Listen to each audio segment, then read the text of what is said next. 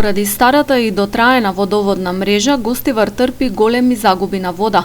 Стариот водовод, кој нема доволно капацитет за сите приклучоци, е причина и за честите дефекти на линиите.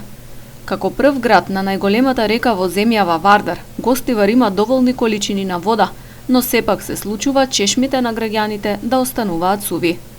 Значи, ова водоводна мрежа е градена 54 година, па после е реконструирана 74 и од тогаш значи само се проширува. Значи од кај што ние прошируваме, сега го работиме новите водоводни линии со сите стандарди, значи модерни што се, и користиме тие цевки што се адекватно за ова време. Фактички тогаш кога е градено за многу помал број на граѓаните. Значи Гостивар има вода, оптимално вода за водоснабдување во Гостивар е 250 литри куб за секунда. Значи, а ние трошиме до 49 и пак не задоволува. Значи, проблемот е во старава мрежа што е.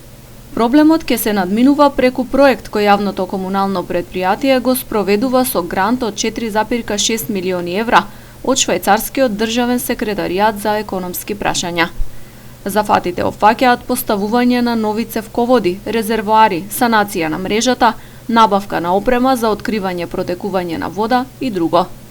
И планираме со секој проектот и овие проблеми што градот ќе се дели на 3 фази и ќе бидат елиминирани сите овие проблеми и Гостивар за идните 30 до 50 години нема да има проблеми во врска со водоснабдување.